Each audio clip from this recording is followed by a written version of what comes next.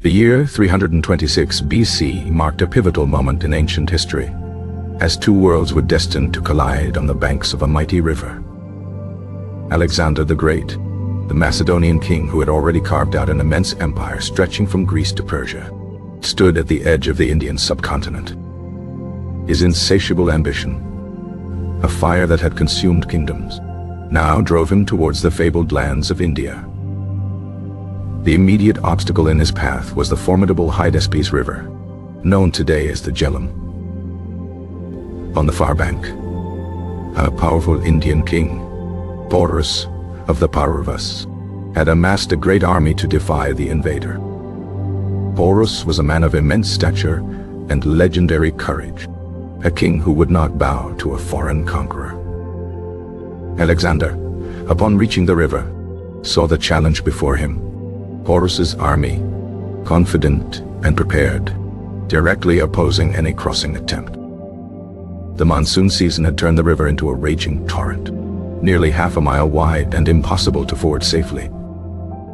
Porus's most terrifying asset was his corps of war elephants, a weapon the Macedonians had never faced in such numbers.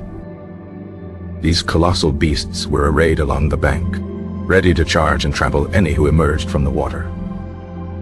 Alexander knew a direct assault would be suicidal, a futile waste of his veteran soldiers. He needed a plan that relied on cunning and surprise, not just brute force. Thus began a brilliant campaign of deception to lull the Indian king into a false sense of security.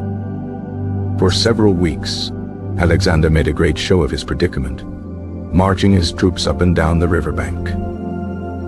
He loudly proclaimed his intention to wait for the monsoon to end, hoping Porus would relax his vigil. He sent foraging parties out in all directions, creating the appearance of an army settling in for a long wait. Porus, initially vigilant, began to believe that Alexander was indeed trapped. The Indian king continued to patrol the river, but his responses to Alexander's feints became less urgent. This was the psychological opening Alexander had been waiting for. He had identified a suitable crossing point about 17 miles upstream, hidden by a wooded headland and an island. Plan was to lead a strike force across under the cover of darkness and a storm, while his general Craterus remained in the main camp. Craterus was ordered to make a conspicuous crossing attempt only if Porus moved his entire army, including the elephants. On the chosen night, a fierce thunderstorm broke out, providing the perfect acoustic and visual cover. The wind and thunder masked the sounds of the marching soldiers and the preparation of boats. Alexander led his elite troops, including the companion cavalry and Hypaspists, on the secret night march. They reached the crossing point, their movements completely unknown to the Indian army. Soldiers boarded makeshift rafts and boats, their hearts pounding with a mixture of fear and anticipation. The crossing was perilous. The current was strong, and the storm raged around them. They landed not on the far bank, but on an island they had mistaken for the mainland, a moment of near disaster. Wading through the chest-deep water of the second channel, they finally reached the true opposite bank as dawn began to break. As the sun rose, Alexander's force of around 11,000 men was successfully across the Hydaspes. Indian scouts finally spotted the Macedonians and raced to inform King Porus. Porus, disbelieving that the main force could have crossed, dispatched his son with a small contingent of cavalry and chariots. He assumed this was merely a diversionary tactic, not the main assault. Alexander's superior cavalry, led by the king himself, quickly overwhelmed the smaller Indian force. The Indian chariots became bogged down in the mud from the overnight rain, rendering them useless. Porus's son fought bravely, but was slain in the swift, brutal engagement. The news of his son's death and the scale of the Macedonian force was a devastating blow to the Indian king. He now understood the gravity of the situation. He had been completely outmaneuvered. Leaving a small detachment to watch Craterus, Porus marched with the bulk of his army to confront Alexander. He chose a sandy plain, hoping the ground would be firm and suitable for his chariots and elephants. The Indian army formed up for battle, an imposing and colorful spectacle. In the center stood the infantry, and at intervals in front of them, the terrifying war elephants were positioned like bastions. The cavalry and the remaining chariots protected the flanks of the army. Alexander, seeing the formidable Indian line, did not charge head-on. He noticed the elephants were concentrated in the center and decided to focus his attack on the wings. His strategy was to use his superior cavalry to defeat the Indian horsemen first, then envelop the infantry. He sent a large cavalry contingent under his general Conquest on a wide outflanking maneuver to strike the Indian right wing from the rear. With his remaining cavalry, Alexander himself led a charge against the Indian left wing. The battle began with the thunder of thousands of hooves as the Macedonian cavalry crashed into the Indian horse. Porus, seeing his left flank under pressure, sent cavalry from his right to reinforce it. This was the exact moment Conquest had been waiting for. Conquest's cavalry appeared from behind and smashed into the rear of the now disordered Indian right-wing cavalry. Caught between Alexander's charge and Conquest's attack, the Indian cavalry was completely routed. With his flanks collapsing, Porus had no choice but to advance his main line of infantry and elephants. The ground shook as the mighty war elephants charged towards the Macedonian phalanx. The Macedonian infantry braced for impact, a wall of shields and long sarissa pikes. Alexander had trained his men specifically for this moment. Light infantry and archers swarmed around the elephants, hurling javelins and shooting arrows at the beasts and their mahouts. The goal was to wound, panic, and enrage the elephants, turning them into a liability for the Indian army. Some elephants, maddened by pain, broke through the pike wall, causing localized chaos and carnage. But many more were repelled by the dense forest of sarissas, wounded and unable to break the formation. The wounded and driverless elephants, now uncontrollable, began to rampage backward. They crashed through the packed ranks of Porus's own infantry, trampling friend and foe alike. The Indian infantry formations, already compressed by the encircling Macedonian cavalry, completely fell apart. Alexander had executed a perfect hammer and anvil tactic. His phalanx was the anvil, holding the enemy in place, while his cavalry was the hammer, shattering them from the rear. At this critical moment, Craterus's force, seeing the Indian army fully engaged, began crossing the river from the original camp. These fresh Macedonian troops entered the fray, replacing exhausted soldiers and sealing the fate of Porus's army. The battle devolved into a one-sided slaughter. Throughout the chaos, King Porus fought with incredible valor. He was a giant of a man, and from his position atop his elephant, he was like a commander in a fortress. He refused to retreat, continuing to rally his men and fight on. Finally, suffering from multiple wounds, including one to his shoulder, he began to sway on his elephant. His loyal mahout, thinking the king wished to dismount, commanded the elephant to kneel. Porus was taken prisoner and brought before Alexander. Alexander, deeply impressed by the king's bravery, rode out to meet him. Looking at the tall, proud Indian king, Alexander asked him how he wished to be treated. Porus gave his famous reply, "As a king." What bigger? Pleased with this regal answer, Alexander not only restored Porus to his throne, but also granted him additional territories. In Porus, Alexander had found not just a worthy adversary, but a valuable and loyal ally. The Battle of the Hydaspes was a tactical masterpiece for Alexander, but it came at a high cost. His beloved horse, Bucephalus, died shortly after the battle, either from wounds or old age. In his honor, Alexander founded the city of Nicaea, Victory, on the battle site in Bucephala, the place where his horse fell.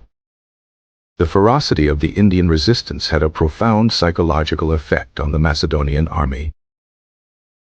They had been fighting and marching for over a decade, and their homes were thousands of miles away.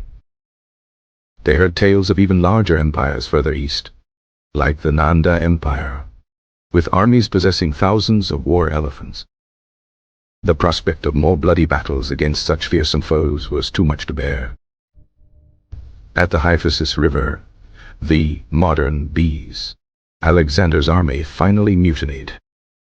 Soldiers, loyal for so long, refused to march one step further east. Alexander pleaded, cajoled, and threatened, but their resolve would not break. He secluded himself in his tent for 3 days, hoping they would relent, but they did not. Finally, with a heavy heart, the undefeated conqueror was forced to turn back. The Battle of the Hydaspes marked the easternmost limit of Alexander's conquests. Though his time in India was short, the consequences were immense. The invasion opened direct lines of communication and trade between the Hellenistic world and India. This led to a fascinating fusion of cultures, most notably in the art of Gandhara. Greek artistic styles were blended with Buddhist themes, creating a unique and beautiful new form of art. The influence could also be seen in coinage, astronomy, and philosophy for centuries to come. Alexander's campaign had shattered the existing power structures in the Punjab. This power vacuum paved the way for the rise of the first great Indian empire. Shortly after Alexander's departure, Chandragupta Maurya would unite much of the subcontinent under his rule. The Mauryan Empire would become one of the most powerful and sophisticated empires of the ancient world. Thus, the battle between two great kings on a riverbank in 326 BC had consequences that neither could have fully imagined.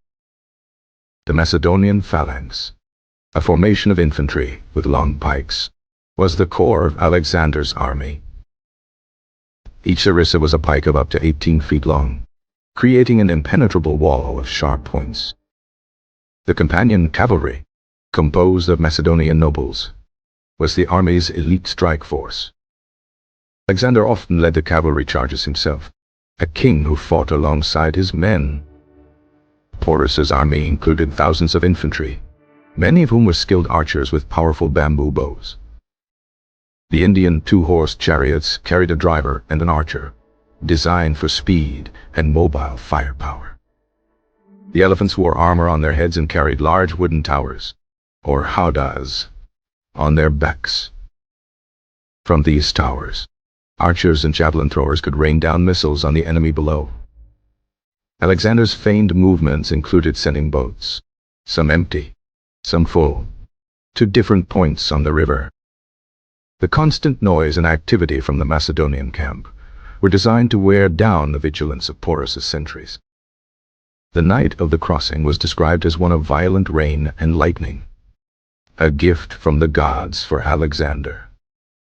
The initial clash with Porus's son was a sharp and decisive victory for Alexander's vanguard. Alexander's horse archers from Scythia played a key role in harassing the Indian cavalry. The encirclement of the Indian cavalry was a classic example of Alexander's tactical genius. The Macedonian infantry's discipline in the face of the elephant charge was legendary. They opened and closed ranks with precision to channel the elephants and attack their vulnerable flanks. The mahouts, the drivers of the elephants, were primary targets for Alexander's archers and javelin men. Once a mahout was killed, the elephant he controlled was much more likely to panic. The noise of the battle was a terrifying cacophony of trumpeting elephants, shouting men, and clashing steel. The Indian infantry, trapped and leaderless, could offer little effective resistance in the final stages. Indian losses were catastrophic, with some ancient sources claiming over 20,000 were killed. Macedonian casualties were, by comparison, remarkably light, a testament to their superior tactics and discipline. Porus himself had reportedly suffered 9 wounds before his capture. Alexander's decision to honor Porus was a masterful political move, turning a powerful enemy into a subordinate ruler. The mutiny at the Hydaspes was not just about fear, but also profound homesickness and war weariness. The army's refusal to proceed was the only defeat Alexander ever suffered, inflicted not by an enemy, but by his own men.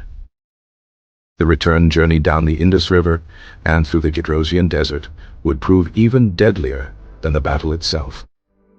The legacy of the battle was the creation of a new cultural frontier where East and West met. Indo-Greek kingdoms would flourish in the region for nearly 2 centuries after Alexander's departure. The story of Alexander and Porus became a legendary tale of chivalry and respect between 2 great warriors.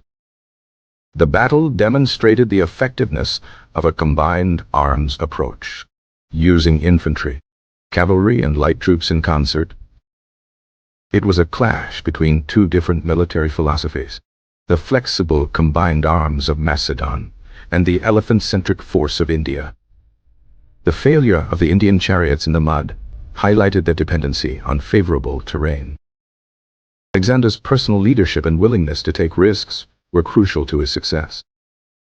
The battle remains a subject of study in military academies to this day. The courage of Porus's army left a lasting impression on the Macedonians, who had never faced such determined resistance. The Hydaspes was Alexander's final great battle. He would die in Babylon a few years later without fighting another major engagement. The river itself, a silent witness, continues to flow through the Punjab, carrying the memory of this epic clash.